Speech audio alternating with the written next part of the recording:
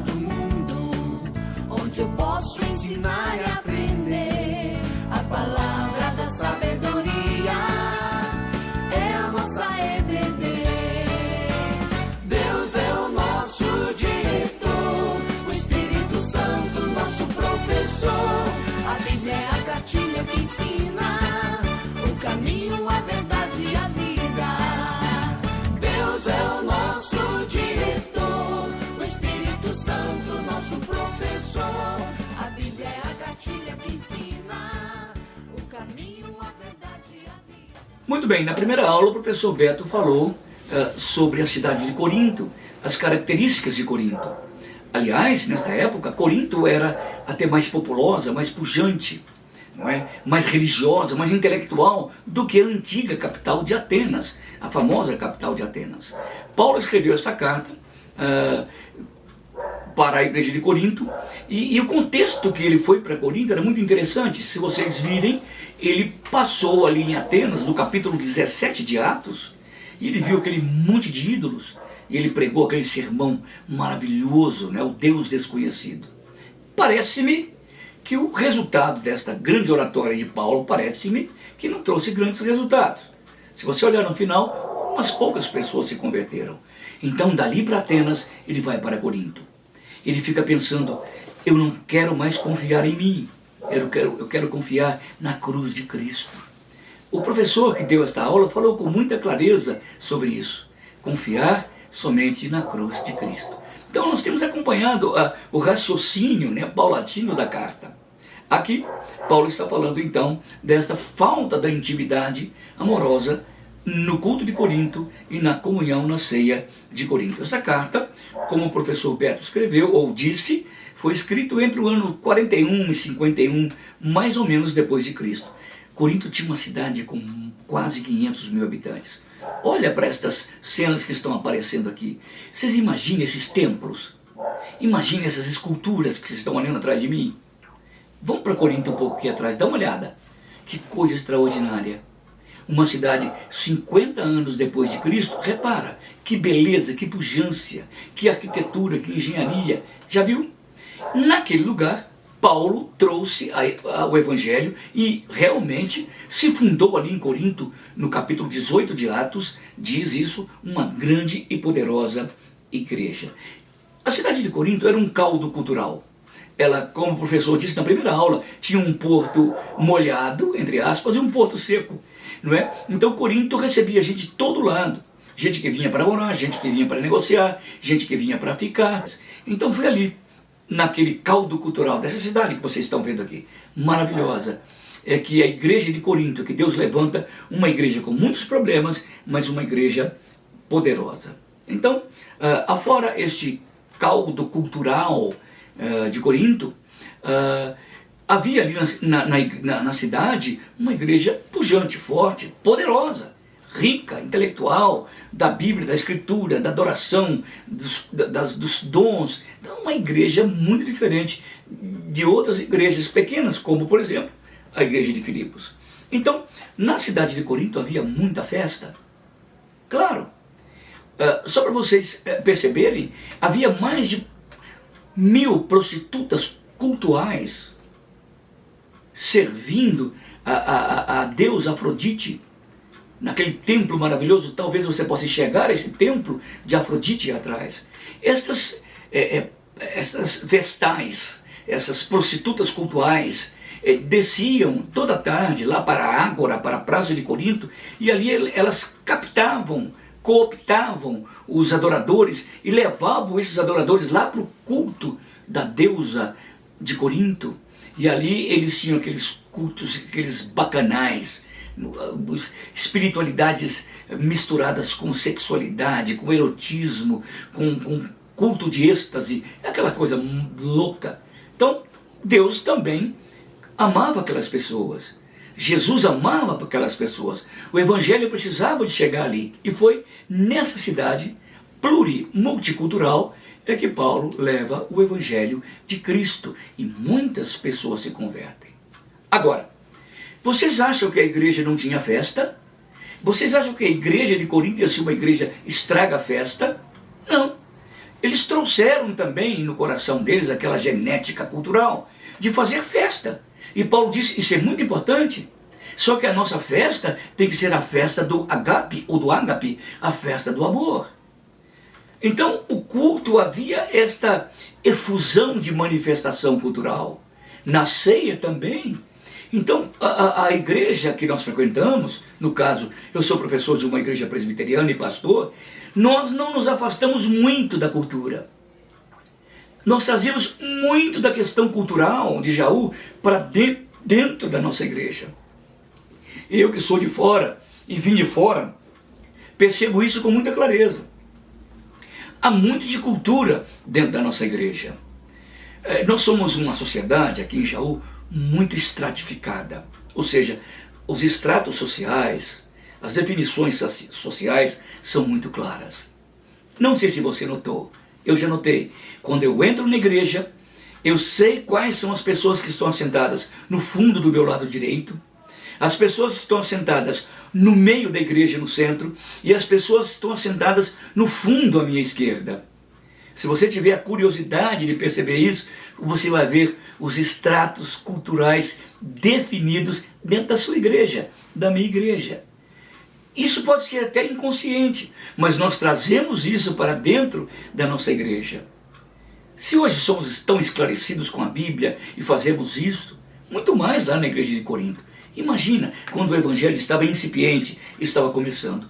Mas Paulo não queria que o evangelho fosse um estraga-prazer, um estraga-festa. Ele queria que o culto de Corinto fosse uma festa.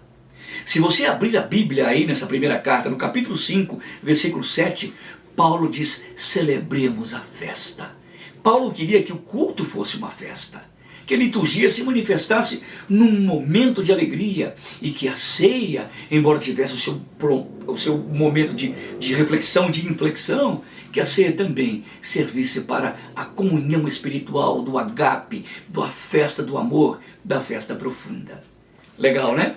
Saber disso da igreja de Corinto e como funcionava isso.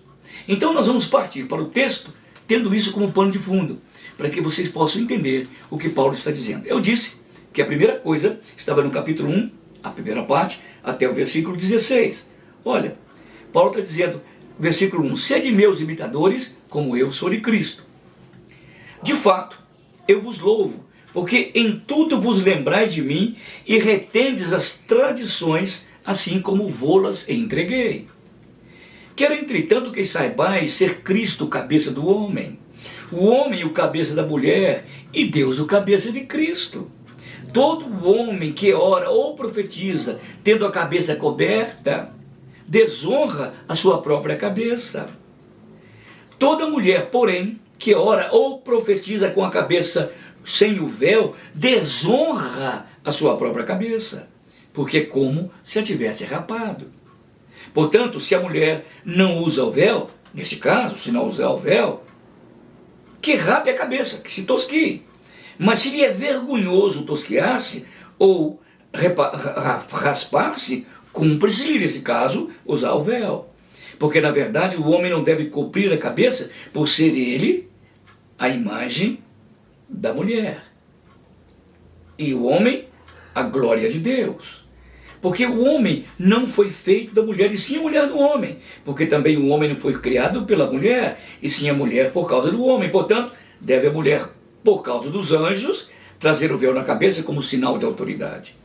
No Senhor, lá no Senhor, aqui na terra, na cultura é assim, mas lá no Senhor, porém, todavia, nem a mulher é independente do homem, nem o homem é independente da mulher, porque como provém a mulher do homem, assim também o homem provém da mulher, e tudo vem de Deus.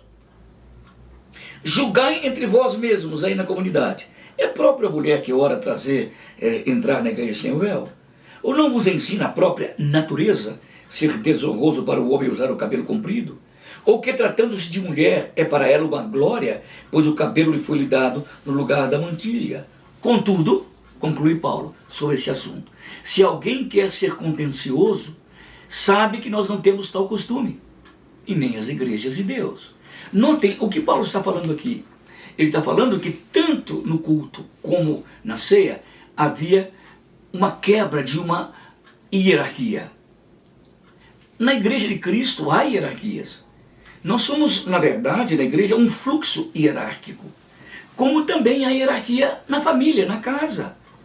Os filhos não podem tomar o lugar do pai, a mãe não pode tomar o lugar dos filhos, o pai não pode tomar o lugar da mãe, e a mãe também não pode tomar o lugar do pai. Há funções definidas, hierarquicamente definidas na Bíblia.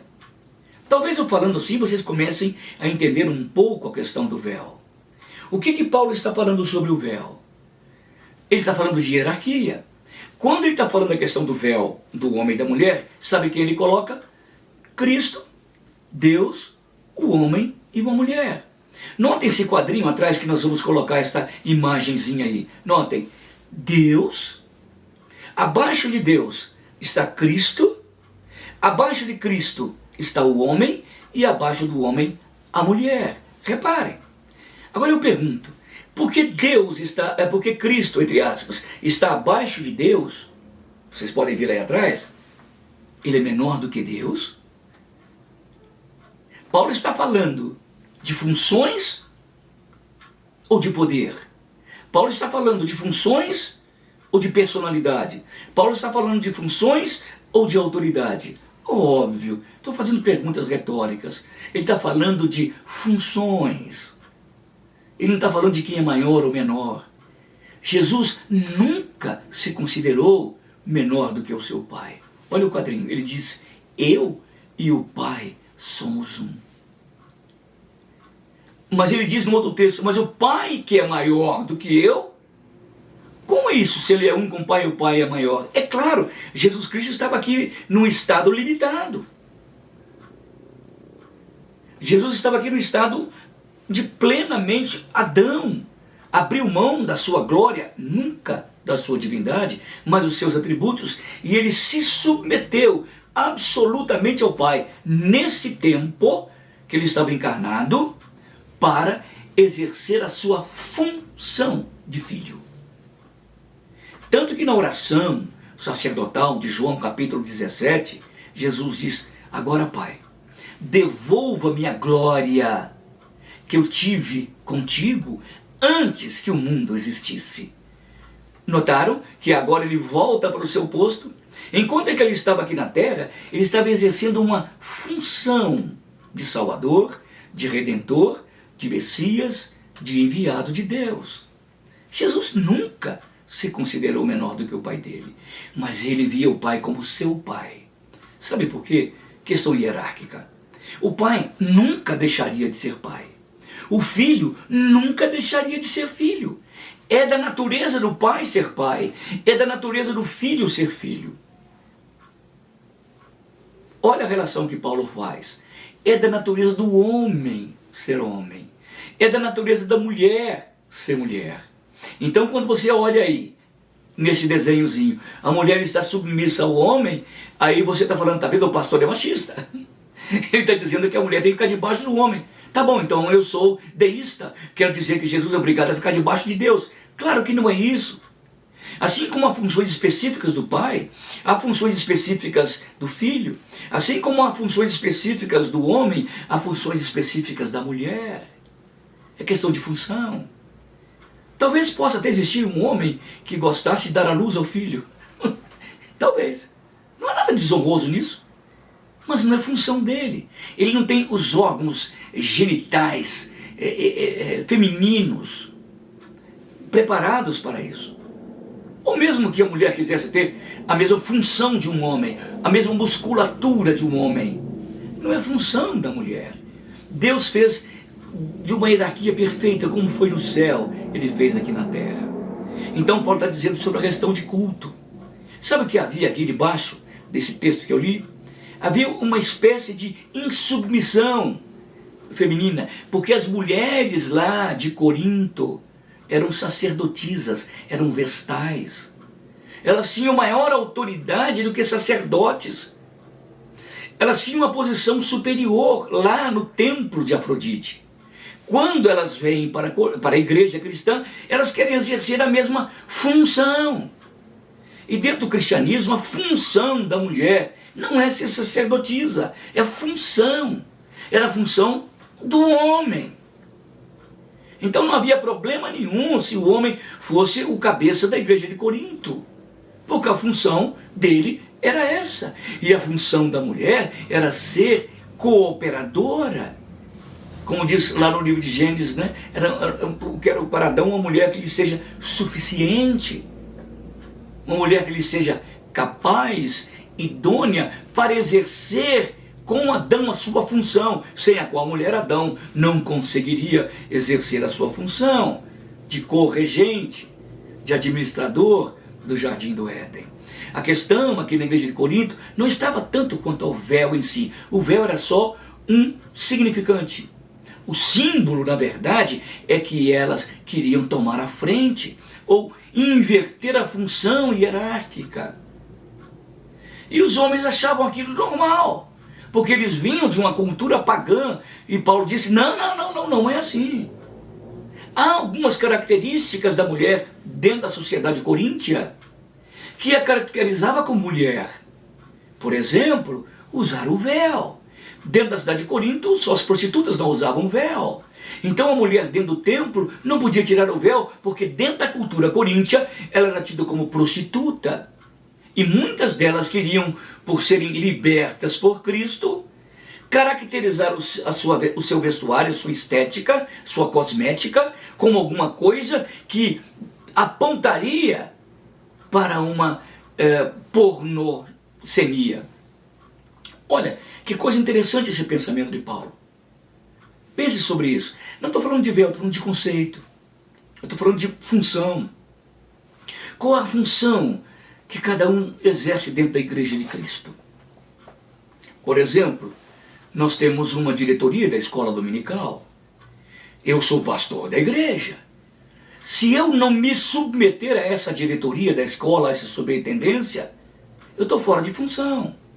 Por exemplo, a professora Bruna é a mais novinha lá. Ela está dando aula. Eu sou o professor mais velho. Eu chego e atravesso a Bruna, afronto a Bruna. A classe é do professor. E eu tenho que me submeter ao professor. Questão de função. Isso significa amor. Reconhecer o lugar. Significa uma relação íntima e amorosa da menina Bruna com seu velho pastor.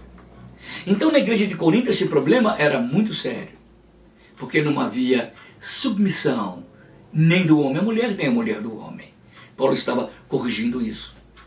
Aí vem trazendo um monte de problemas na igreja moderna. Há algumas igrejas que têm que usar o véu, outras não usam o véu. Olha, Paulo faz uma conclusão bombástica. Ele diz aqui no último versículo. Ele diz o seguinte: se alguém quer ser contencioso, causar contenda, nós não temos tal costumes. Que costume que ele se refere? Ao véu. A questão do homem do cabelo comprido, a questão da mulher sem véu. A contenção, a contenda, a encrenca, ali estava nisso aí. E Paulo estava dizendo, nós somos a igreja de Cristo. Nós não somos um culto pagão, um templo pagão. Nessa igreja onde nós nos reunimos, se alguém quer ser contencioso, nós não temos tal costume. Nem as igrejas de Deus. O problema do véu, o problema da hierarquia, da sacerdotisa, do sacerdote, de quem fala a língua, de quem não fala, de quem quer tomar a frente, de quem não quer, não é um costume da igreja. Sabe por quê? Porque a igreja se move dentro de um culto, de uma liturgia, com uma profunda intimidade amorosa. Bacana, né? É legal a gente entender a cabeça de Paulo, como a ética cristã, ela é funcional tanto da igreja de Éfeso, de Filipenses, como ela é funcional dentro da igreja de Corinto. Como a ética cristã é funcional dentro da igreja de Jaú no século 21. Porque os costumes passam, mas os princípios, os conceitos permanecem. Paulo está dizendo que nós devemos nos movimentar dentro do corpo de Cristo, numa intimidade amorosa, respeitando o posto, o lugar, a posição, a função, o modo de vestir, o modo de sentar de cada um dos membros do corpo de Cristo. Bacana, né? Bom, deu pra gente respirar, eu vou dar uma respiradinha agora, tá? Vamos passar para a segunda parte, que agora que também é que dentro da ceia, a igreja de Corinto também não tinha uma relação amorosa, uma intimidade amorosa. Vamos lá? Eu vou começar a ler o texto a partir, então, do versículo 17. É a segunda parte da nossa lição. O problema é o mesmo, tá? Versículo 17. Nisto, porém, que vos prescrevo, não vos louvo. Note que no versículo 2, Paulo estava dizendo, nisso eu vos louvo. Agora, aqui no versículo 17, ele diz, nisso eu não vos louvo. Porque vos ajuntais não para melhor, e sim para pior. Porque, antes de tudo, estou informado, havendo divisão entre vós, quando vos reunis na igreja. A Bruna falou sobre isso. Eu, em parte, o creio. Porque até mesmo importa que haja partidos entre vós, lembra? A partido de Pedro, o partido de Paulo, o partido de Cristo, o partido de Apolo, lembra? Para que também os aprovados se tornem conhecidos no vosso meio. A Bruna deixou bem claro isso. Quando, pois, vos reunis no mesmo lugar, isto é, na comunhão dos santos, não é a ceia do Senhor que comeis, porque ao comerdes a ceia, cada um toma antecipadamente a sua própria ceia.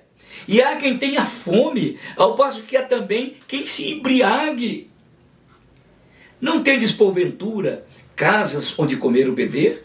Ou menosprezais a igreja de Deus e envergonhais os que nada têm? Que vos direi? Louvar-vos-ei? Nisto, certamente não vos louvo. Porque o certo é isso, Paulo está dizendo. Eu recebi do Senhor o que também vos entreguei. Que o Senhor Jesus, na noite que foi traído, tomou o pão e partiu. E disse, esse é meu corpo, que é partido por amor de vós. Fazei isto em memória de mim. De modo semelhante também, depois de haver ceado, tomou o cálice, dizendo, este é o meu cálice, é o cálice da aliança do meu sangue. Fazei isso todas as vezes que o beberdes em memória de mim. Por semelhantemente, Paulo está explicando, depois de haver ceado, tomou Jesus também o cálice, dizendo, este cálice é o cálice da nova aliança do meu sangue. Fazei isso todas as vezes que beberdes em memória de mim. Porque todas as vezes que comerdes este pão e beberdes este cálice, anunciais a morte do Senhor, até que ele venha. Por isso, aquele que comer o pão ou beber o cálice do Senhor indignamente, será réu do corpo de Cristo e do sangue do Senhor. Examine-se, pois, o homem a si mesmo, e desse modo, depois de examinar, coma do pão e beba do cálice. Pois quem come e bebe sem discernir o corpo, come e bebe juízo para si. Eis a razão porque há entre vós muitos fracos e doentes, e não poucos os que dormem, morreram. Porque se nos julgássemos a nós mesmos, nós não seríamos julgados. Mas quando julgados, somos disciplinados pelo Senhor, para não sermos condenados igual ao mundo. Assim, irmãos meus, quando vos reunis para comer, esperai uns pelos outros. Se alguém tem fome, coma em casa. A fim de não vos reunirdes para juízo. Quanto às demais coisas, eu ordenarei quando for ter convosco. Notem, eu quero colocar um outro quadrinho aqui, hierárquico, igual outro. Como que Jesus fez na ceia? Jesus primeiro, na ceia, olha aí atrás. Depois, os discípulos. E agora, Paulo. E agora, a igreja. Olha o que diz Paulo no versículo 1, no capítulo 11. Sede meus imitadores, como eu sou de Cristo. Então, olha o que Paulo está falando. Cristo, Paulo, a igreja. Paulo exerce uma função aqui de autoridade sobre eles. Uma função apostolar. Isso quer dizer que Paulo era maior do que qualquer irmão?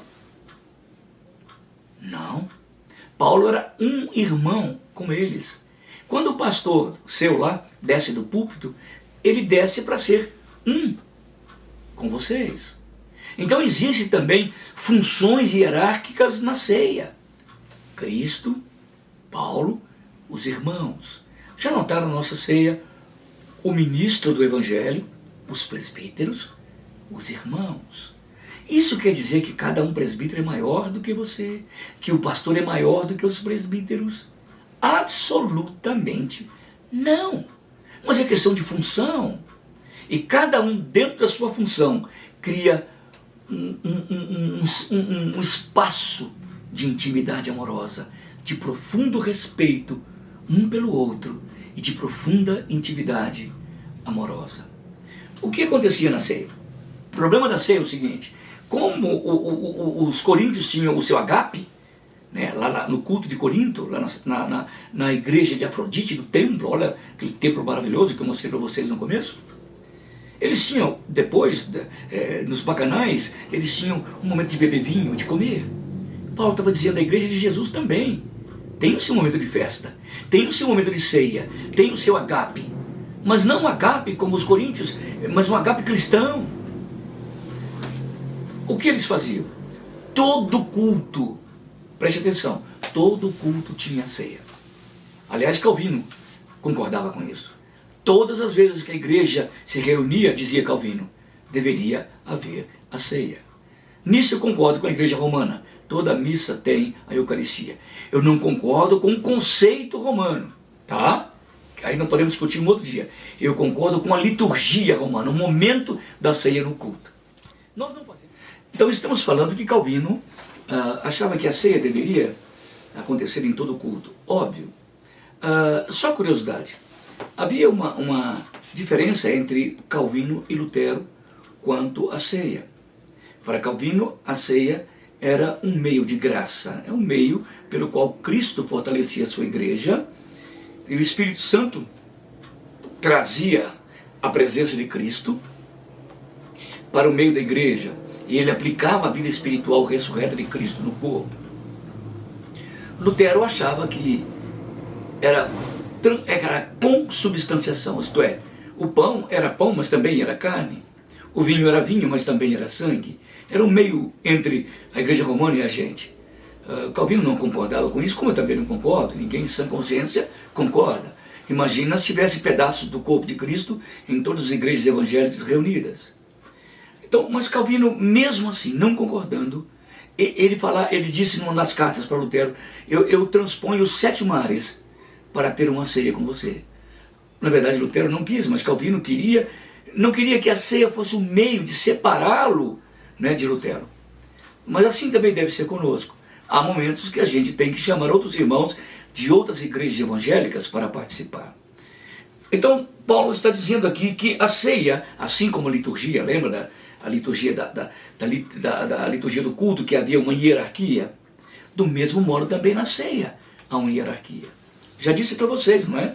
Cristo presente na ceia, o ministro ministrando e os presbíteros servindo e o corpo reunido. Na verdade, somos todos iguais. Na verdade, Cristo naquele momento está e com a igreja. É muito importante a gente pensar como Calvino pensava sobre a igreja. Não é transubstanciação a ceia. O elemento não se transubstancia, isto é, não vira totalmente, nem consubstancia meio a meio, não. Nós achamos que pão é pão e vinho é vinho, mas Cristo está espiritualmente na ceia. Então, para Calvino isso era muito importante. E para Paulo também isso era uma tradição. Veja no versículo 23 do capítulo 11. Eu vos entreguei o que também recebi. Nota, ele recebeu para ele e ele está passando para a igreja. Ele está falando da mesma coisa, da mesma tradição que havia lá, Deus, Cristo, o homem, a mulher, no culto, dentro das suas funções, também na ceia. Qual é o desenho que podemos fazer aí atrás da ceia? Cristo, Paulo e a igreja. Isso não quer dizer que deve haver uma secção entre isso. Agora, na igreja de Corinto, não. O desenho era outro. Eu sou de Paulo, eu sou de Cefas, eu sou de Apolo, eu sou de Cristo, completamente fora do modelo da hierarquia cristã. Na igreja não é assim. Na igreja poderíamos fazer assim, um grande meio triângulo, dizendo, nós todos estamos aqui, somos iguais. Então aqui não há de Paulo, não há de Pedro, não há de Apolo, não há de Cefas, não há de Cristo, somos todos a mesma coisa. É interessante olhar para esse desenho aí, igreja, todos debaixo de um só poder, de uma só honra, que é Cristo. Lá nesta hora, que somos todos, pastor é igreja, presbítero é igreja, Cristo está na igreja. Esse é o sentido. A igreja não é assim, subdividida com partidos. A igreja é assim, um corpo reunido. Bom,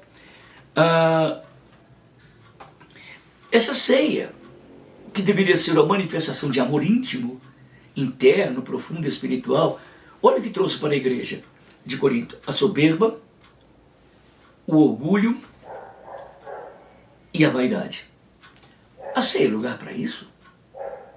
Na hora do culto nós devemos separar a nossa casta espiritual pela comida que comemos? Pelo nosso agape? Não esperar que os irmãos mais humildes, mais simples, cheguem para comer conosco, para se alegrarem conosco? É muito triste isso. Eu estava num dia na ceia, vocês se lembram disso? E nós tínhamos acabado de distribuir o pão. Chegou uma irmãzinha nossa, que veio do trabalho, correndo, porque ela estava de plantão, e entrou no templo, eu estava terminando o pão. Aí um presbítero disse: pastor, tem uma irmã aqui, o pão já está na mesa, o senhor poderia distribuir para ela? Eu falei: óbvio que sim. Por quê? Não porque ela chegou atrasada, mas para que ela veio para a reunião do corpo, para a festa. Agora, suponhamos que ela tivesse, desculpa a minha ironia, na casa dela, assistindo a televisão e dissesse: diácono, peça ao pastor, delivery, para trazer a ceia aqui para eu tomar. Não tem sentido uma ceia virtual. Porque Paulo, quando fala da ceia, ele fala: quem não discerne o corpo não pode participar da ceia. Tem que ter um corpo reunido. Paulo diz: quando vos reunis, não vos reunis para melhor e sim para pior. Então, na mente de Paulo, a ceia era uma comunhão física, emocional, espiritual do povo de Deus. Essa modernidade, e às vezes até na IPB a gente está vendo agora, nos momentos de pandemia, esse tipo de ceia. Sabe que na pandemia eu estou fazendo a ceia, mas eu e algum irmão a mais, nós vamos na casa dos nossos irmãos doentes, nossos irmãos mais velhos, e a gente comunga com eles a ceia. Pastor, mas a igreja estava ali, não está na Quintino? Óbvio que não. Na igreja está o pastor, aquele que comunga e aquele irmão que está comigo. Onde estiverem 2 ou 3 reunidos em meu nome, ali eu estarei. Eu não quero dizer que só vale a ceia na igreja. Não é isso, meus irmãos. O templo que nós nos reunimos não é um templo sagrado na sua forma física. Mas ele é sagrado quando os irmãos santos se reúnem. Quando o pastor vai na casa de uma velhinha, de um irmão doente, com um irmão, e tomamos a ceia, ali está o corpo reunido. Então esse negócio de ceia virtual, no sentido bíblico, não concorda nem a Bíblia. Porque Paulo disse que os irmãos lá de Corinto estavam doentes e outros morreram, sabe por quê? Porque eles não discerniam o corpo. Agora eu pergunto: como discernir o corpo se eu estou num âmbito virtual? Num site, num sítio, numa localização, num espaço virtual? Discernir que corpo, sendo que eu estou tomando sozinho? Isso não tem sentido nenhum. Eu não dizia que seria uma heresia, mas é uma grande desonra para Jesus e para o corpo dele. Ok? Então, Paulo está trazendo a ideia da ceia do Senhor. E a hierarquia que ele faz é essa. Aqui agora tem Cristo e todos os crentes. A igreja é assim: Cristo e todos eles debaixo da igreja como crentes. Pastor, presbíteros, líderes de igreja, pessoas mais simples, pessoas mais intelectuais, mais bem vestidas, mais modernas, todos estão debaixo do mesmo Senhor. Isto é a ceia do Senhor. O que é importante na ceia que Paulo está ensinando? Jesus se entregou por mim. O pastor, falando isso, tem a ver alguma coisa conosco? É o que ele está dizendo: assim como Cristo se entregou como Cordeiro Pascal para nós, nós também devemos nos sacrificar, nos dar uns aos outros, colocar o outro em lugar de honra na ceia. Ele que merece todo o nosso carinho e respeito na comunhão dos santos. Porque Cristo se entregou, também nós devemos nos entregar. Como diz Paulo lá em 1 Coríntios 13. Se eu não tiver o ágape, esse amor que se entrega, um amor abnegado que se sacrifica, a ceia não vai valer nada. Sinto muito. Pelo contrário, a ceia pode valer para alguma coisa. Para te fazer ficar doente, Ou se você continuar contumaz, serve para te matar. Pastor, mas isso aí é uma figura de linguagem? Não. Há algumas pessoas que são melhores no céu do que na terra. Há algumas pessoas que são melhores no céu do que na igreja. Porque no céu, sabe o que, meu amigo, meu aluno? Ele não vai prejudicar ninguém. Aqui na terra ele está prejudicando. Eu tinha um pastor antigo, que ele falava, Cícero, tem alguns crentes da igreja que eu oro para eles morrerem. Por que isso, reverendo? Porque se ele morrer, eu sei que ele vai para o céu, porque ele é eleito, e não vai dar trabalho mais para ninguém. Absurdo, né? Mas é. E, na verdade, Cristo traz o seu juízo na ceia para eliminar aqueles que estão prejudicando o corpo, porque estão tomando indignamente, ou em pecado, ou em estado de miséria, ou sem discernir a profundidade do corpo e da igreja. Tá bom, pastor, eu resolvo o problema. Eu só não vou na igreja no dia da ceia. É o ausente. Está resolvido? Não? Não. Sabe por quê que não está resolvido? Porque ele não vai na ceia porque ele não quer se arrepender. Ele não vai na ceia porque ele não quer resolver os seus problemas com o seu próximo. E ele recebe o mesmo juízo como se tivesse. Tá bom, pastor, eu vou na igreja, eu oro e digo, Senhor, eu não posso tomar ceia. Você também está em pecado. A ceia não é para fazer isso com você. Pelo contrário, a ceia é um momento que traz você para reflexão, para que você se arrependa e tome. Coma do pão e beba do cálice. Examine-se o homem a si mesmo e, 2 pontos, deixa eu ver se eu posso. Deixa eu ver se eu resolvi tudo. Não.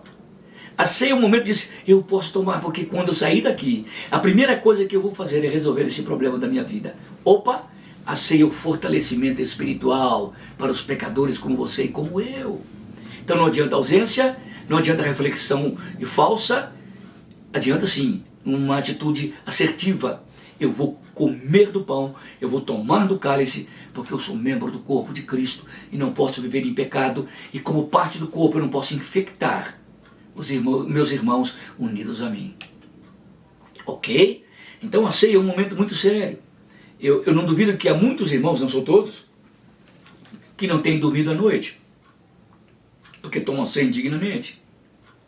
Não duvido que há muitos irmãos que estão sofrendo de algumas avarias patológicas, algumas doenças cardiovasculares ou estomacais ou até dos seus nervos, porque guardam no coração as dores e isso vai se corporificando e vai trazendo dores para o nosso corpo. Às vezes nós queremos racionalizar a ceia. A ceia não é para ser racionalizada. A ceia é para nos aproximarmos pela fé. E comermos o pão e bebemos do cálice e olharmos para o irmão naquela hora com profunda e íntima amorosidade.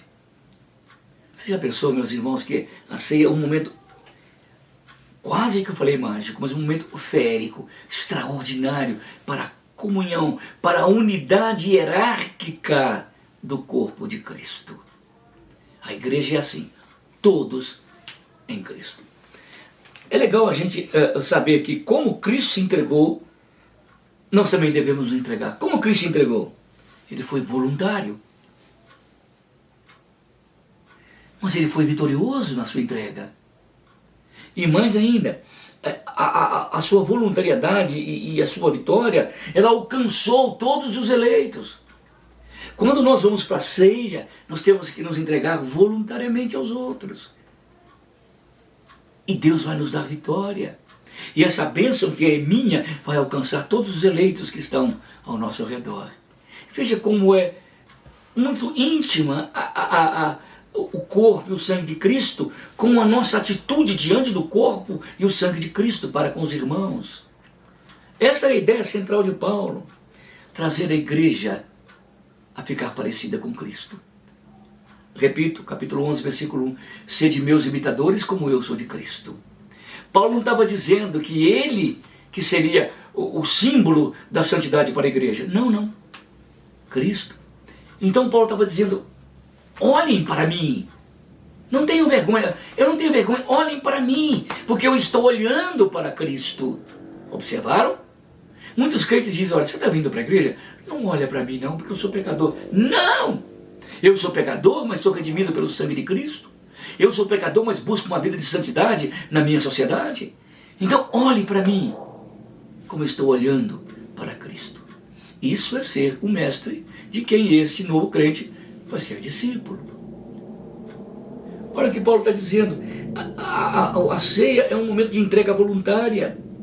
É um momento vitorioso, é um momento que abrange com bênçãos espirituais os outros irmãos. Pelo contrário, se você estiver em pecado, você abrange com maldição os seus outros irmãos, porque existe um vínculo, diria, de célula citológico entre um e outro. Se essa célula está viva, ele vai dar vida. Se essa célula está morta, ela vai dar morte. É um momento glorioso a ceia do Senhor. Paulo estava dizendo, eu quero que vocês participem da ceia como cristãos. Não como um culto de Afrodite, o culto dos bacanais, mas como um culto espiritual, como um corpo vivo, como família viva do Senhor Jesus Cristo. Quero terminar esta aula. Eu quero traçar um pouco a ceia na linha do tempo. Paulo estava dizendo, eu vos entreguei o que aconteceu no passado, o que também recebi. A nossa ceia está ligada à nossa história. A nossa ceia não é uma coisa da agora, está ligada àquele momento passado em que Cristo morreu e deu a sua carne rasgada na cruz e o seu sangue derramado. O passado está presente na nossa ceia quando nós participamos. Mas também, na linha do tempo, a ceia não está presa ao passado, mas também no presente. Bebei dele todos. Comei dele todos. É aquele momento do passado que se faz presente. É quando Jesus traz, pelo seu Espírito, a vida ressurreta lá no passado e traz no presente. E a gente se esbanja, se esbalda, se encharca da vida ressurreta de Jesus. Mas também aponta para o futuro. Fazer isto em memória de mim. Paulo diz, todas as vezes que comerdes e beberdes do cálice, anunciai a morte do Senhor no presente, até que ele volte no passado. Você viu que há um momento extraordinário naquela igreja, quando ela se reúne? O passado, o presente e o futuro, num só momento, absorvido pela fé. Olha, meus queridos alunos, isto é ceia. Não é só aquele momento que estamos assentados ali de uma forma tão ordenada, legal, tão litúrgica, também deve ser, mas não é só isso. O passado, o presente, o futuro se amalgamam, se juntam, se unem, e nós vivemos num tempo fora do tempo para participarmos da ceia do Senhor. Concluindo, quando participarmos da ceia do Senhor, devemos examinar a nós mesmos, para que nós não soframos as consequências da ceia mal administrada e mal absorvida. Ela pode trazer doença, é sério, e pode trazer morte. Pastor, eu não dou direito, então eu estou em pecado. Não estou falando desse tipo, não. Isso é uma questão, até pode ser neuronal, ou uma questão genética, não estou falando disso. E deve tomar remédio. Mas muitos, não poucos, não dormem, e estão doentes, e até vão morrer, porque participam inconvenientemente da ceia do Senhor. Fechando, mano, sem ceia virtual, ceia do corpo, ceia na comunhão dos santos em Jesus Cristo. Deus abençoe. Na próxima ceia, eu espero que isso aconteça bem logo. Você traga todos esses ensinos bíblicos dentro do seu coração e participe com o seu pastor, com seus presbíteros, com seus diáconos, com seus líderes, com seus liderados da sagrada mesa da comunhão. Deus abençoe, que você possa fazer isso com muita intimidade, com muita profundidade e com muito amor. Deus abençoe, moçada. Até a próxima aula. Domingo que vem vai ter mais aula. Igreja problemática. Você conhece alguma? Nós vamos tratar de alguns problemas ainda da igreja de Corinto. Até lá, um beijão para todos vocês.